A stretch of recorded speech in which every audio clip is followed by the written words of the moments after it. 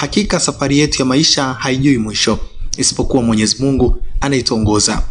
Ugonjwa wa watoto hawa haukuja kwa bahati, ni safari ya maisha yao ambayo haijui mwisho. Mama huyu mkazi wa manispaa ya Bukoba mkoani Kagera amekuwa akipitia maisha magumu sana, akivumilia mzigo wa kulea watoto wake wawili wenye ugonjwa ambao hata madaktari uliwashinda kugundua. Mmoja wao ana miaka 11 na mwingine miaka 9. Wamekuwa dhaifu tangu wakiwa na miezi 4, hawatembei, hawaongei na wanategemea kila kitu kwa mama yao. Miaka 6 iliyopita mume wa mama huyu alilazimika kuondoka, akiacha mzigo mzito wa kuhudumia watoto hawa. Tangu wakati huo mama huyu amekuwa akipambana kila siku, mara nyingine akilala njaa, akitafuta mahitaji kwa shida, huku wakati mwingine akilazimika kuwafungia watoto ndani ili kwenda kuombaomba.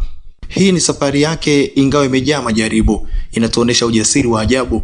Karibu usikilize mahojiano yangu na mama huyu ili uweze kuguswa, kufahamu zaidi na ikiwezekana kuwa sehemu ya msaada kwa familia hii. Jina langu ni Arnold Kailembo. Hii ni TNTV, usahau kubonyeza neno subscribe, like, kushare na comment. Huyu mkubwa sasa hivi ana miaka 11. Miaka 11. Kwa majina yake anaitwa Abdurrahmani Twalibu. Na huyu mdogo ni Selemani Twalibu, ana miaka 9. Wao wanazaliwa wakiwa vizuri tu. Wanaonekana wanapofikisha miezi 4 ndio wanaanza kuonyesha dalili ya kulegea viungo. Kwa hiyo unaweka chini kukaa, wanalia kwa muda mrefu, wanajirusha, wanalala. Wanalia, wanajirusha, wanalala. Kwa hiyo wanaanzia hapo kwenye kulala kwao. Ni dalili gani wanakuwa wanazionesha katika kubadilika sasa kutoka kwenye hali ya kawaida ya mtoto na kuingia kwenye hali ya kudhoofika? Huyu mkubwa alianza akiwa na miezi 4 hiyo. Alianza anashikwa kama degedege. Anashikwa degedege ilimsumbua kweli, tukamkimbiza tukampeleka hospitali government wakamweka kwenye oxygen kwa sababu alivyokuwa anashikwa alikuwa anashindwa hata kupumua. Ndipo walimchoma sindano za degedege akawa kutulia. Wakamwekea dawa za vichomi, maana alikuwa anashika degedege anatikisika, akitoka hapo anaanza kuchomwa, anajikunja. Wakaweka dawa za vichomi zikashindikana. Mwisho daktari akasema, sasa huyu mtoto wenu naona tumeweka dawa zote zimeshindikana. Kwa hiyo tumeweka za degedege zimeshindikana, tumeweka dawa za vichomi zimeshindikana. Kwa hiyo huyu mtoto naona hapa ugonjwa wake umetutatiza, umetushinda. Kwa hiyo ndo akawa ameturuhusu hapo, akishikwa analia, anashinda analia, analala analia mpaka kesho yake. Kwa hiyo usiku kucha tulikuwa hatulali, usiku na mchana. Akianza kama sasa hivi saa 8 atalia mpaka kesho. Analia, anashinda analia, analala analia, anashinda anachomwa analia, analala analia. Kwa hiyo hospitali ugonjwa ukawashinda. Tukaruhusiwa, tukarudi. Wakati hatujafika hata nyumbani, tukaunganisha tukaenda Mgana. Na Mgana wakapima vipimo vyote, wakasema mtoto hana tatizo lolote. Kwa hiyo na wenyewe wakahangaika, lakini wakati anashikwa walikuwa wanazunguka, madaktari wanakusanyana wote, wanakaa pale wanaangalia mtoto anavyoshikwa. Lakini na wao wakaangalia, wakapima vipimo vyote, wakasema tunashindwa kutambua huu ugonjwa ni tatizo gani. Kwa hiyo ndo tukatoka hospitali, tukaanza kukimbia kwenye dawa za Asuna. Tukaingia kwenye Rukia, wakamsomea, kwa hiyo tukawa tumeshindwa. Ndio ukawa mwanzo huo. Okay, kwa huyu mwingine? Huyu mwingine hakushikwa na tatizo lolote. Huyu hajashikwa na lolote. Ila na yeye alipofikisha miezi hiyo 4 akawa wa kulala. Kwa hiyo na yeye akaendea kwenye mkumbo hiyo. Huyu wala hajaugua chochote. Kwa hiyo huyu hamkumpeleka hospitali? Huyu hatukumpeleka hospitali. Labda alienda kwenye mazoezi. Kwa sababu alipoanza na yeye kuugua niliambiwa government kuna mazoezi. Kabili sasa ni muwai huyu kwa kuwa bado ni mdogo ili fanye mazoezi. Lakini wakati huo nikawa niko peke yangu. Huyu namwacha nyuma, baba yake anaenda kazini. Halafu huyu napaswa nimpeleke kwenye mazoezi. Nikawa natoka nimechelewa. Huyu akakosa huduma ndani.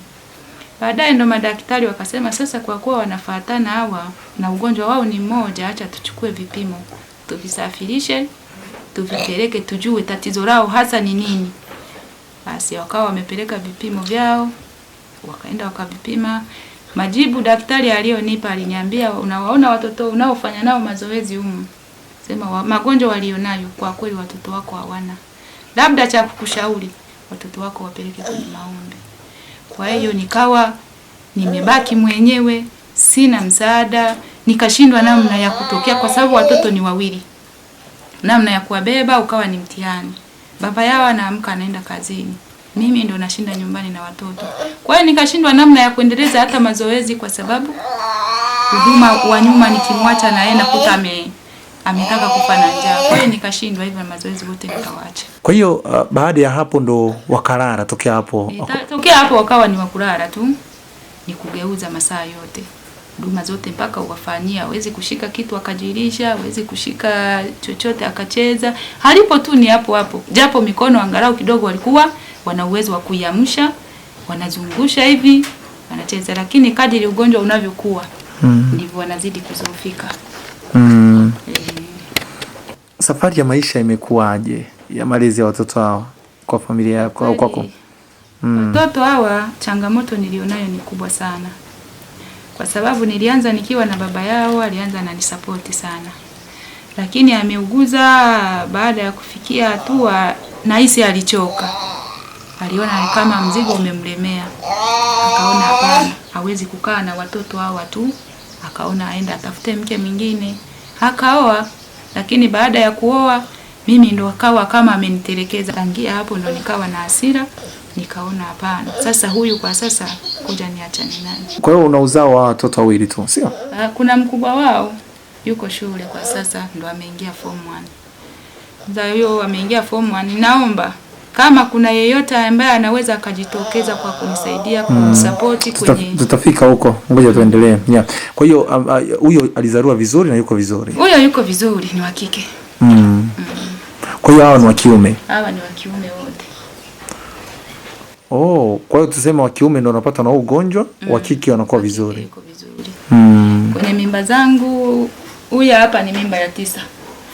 Mimba ya 9. Huyu ambaye ni wa mwisho tuseme. Mimba yangu ya 9. Za kwanza zilitoka ambayo ilikuwa ni mimba ya 3, alizaliwa kamaliza wiki moja akafariki. Ambaye anafuatwa na huyo mdada ambaye ameingia form 1. Ambaye ni mkubwa wao na hao. Katikati humo tena zikawa zimeingia zimetoka. Kwa hiyo kwenye mimba 9 nina watoto 3 hawa. Na anayeweza kuniamkia kumtuma dukani ni mmoja. Ndio. Tunajua watoto kukaa kwao chini, huyo miaka 11 na huyo miaka 9 na huyo ambaye yuko shuleni pia wanahitaji kula, kuvaa na kuishi.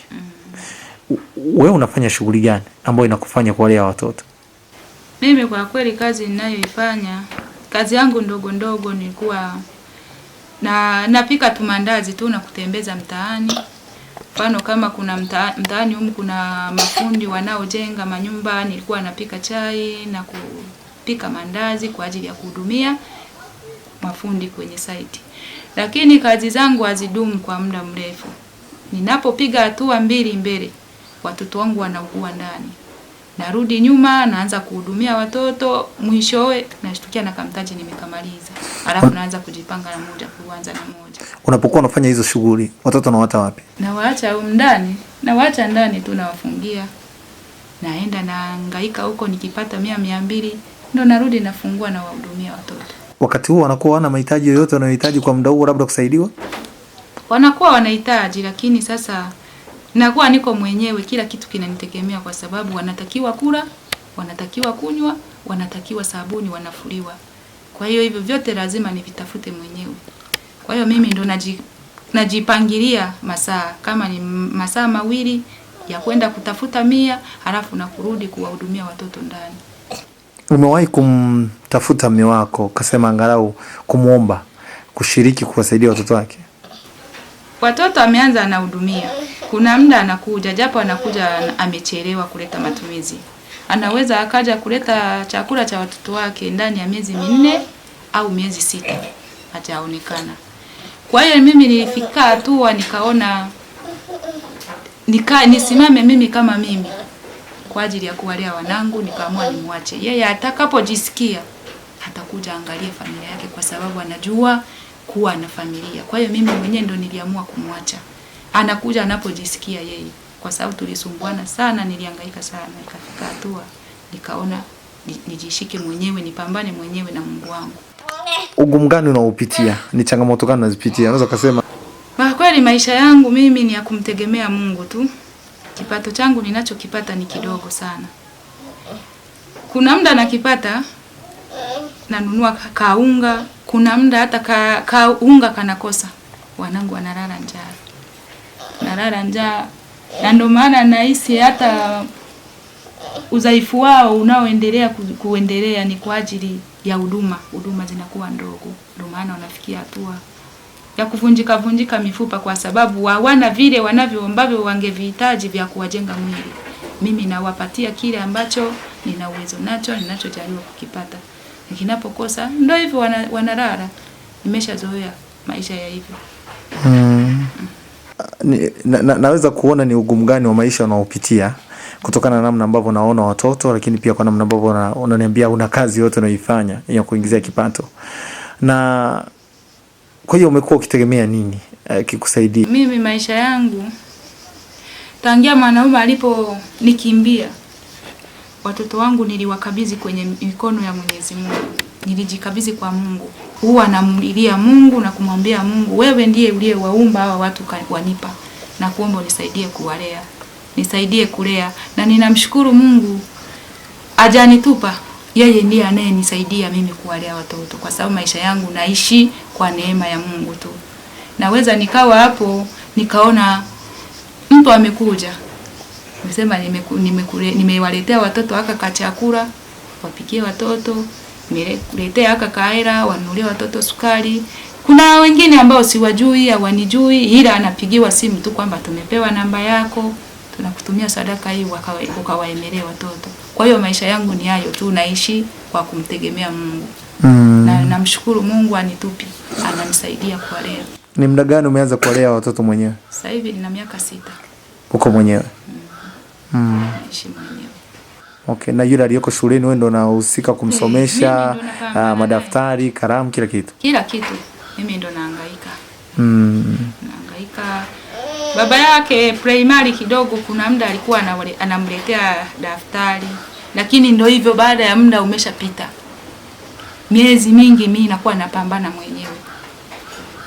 Lakini wakati wa kuendelea, mfano masomo haya aliyoingia darasa ile aliloliingia form 1, kwa kweli namshukuru Mungu, ndiye aliniletea watu walinisupport kwa kuninunulia vifaa vya shule.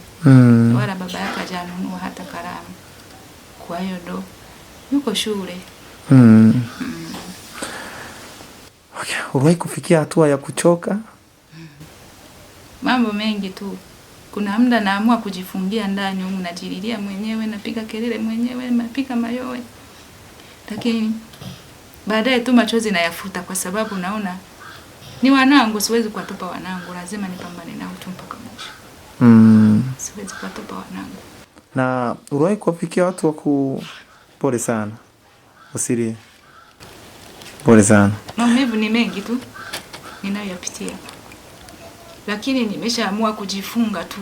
Machozi yangu yote huwa namlilia Mungu, namwambia Mungu nipe nguvu. Endelee kupambana na wanangu nione mwisho wao. Pole sana. Uliwahi kupata labda mtu wa kutaka kukusaidia kuwachukua kuwalea au kuwapeleka kwenye vituo maalum vya kuwalea watoto aina hii? Wameshajitokeza.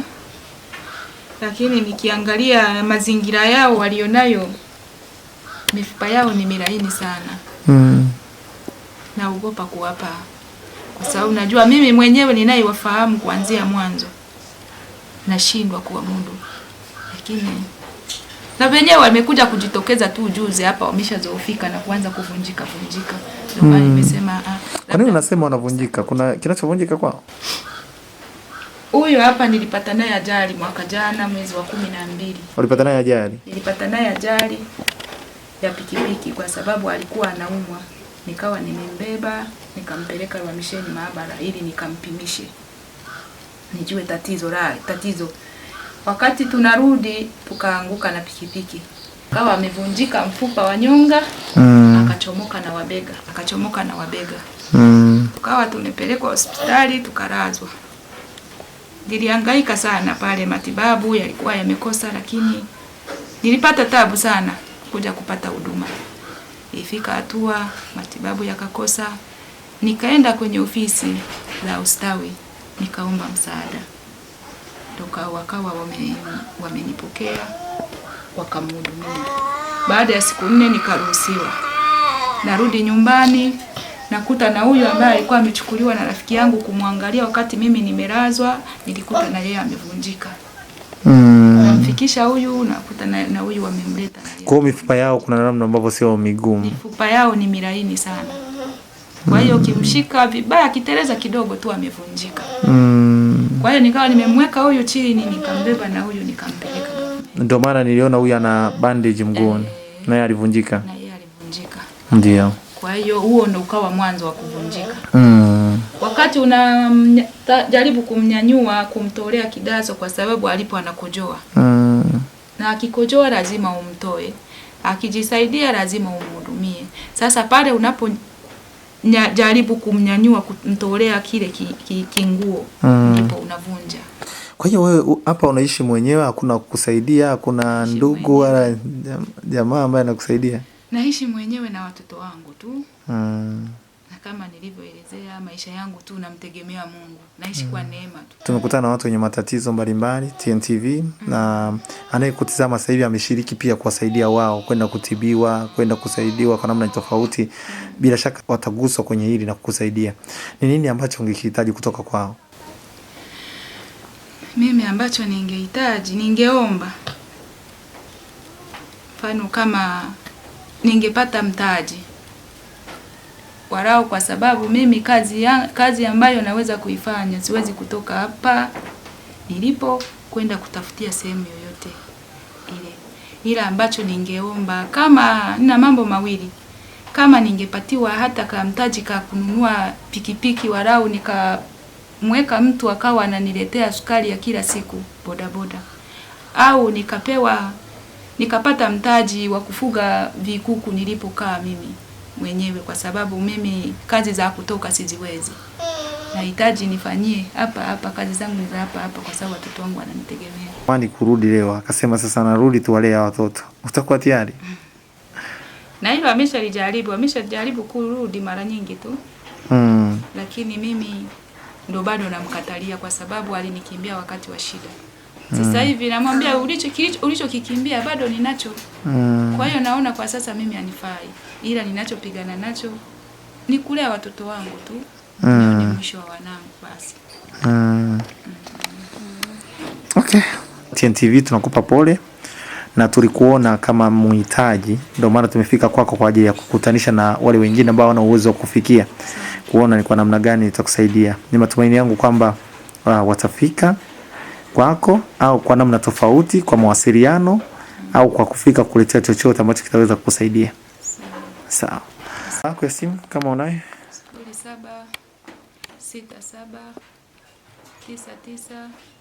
0767998178. Rudia. 0767998178.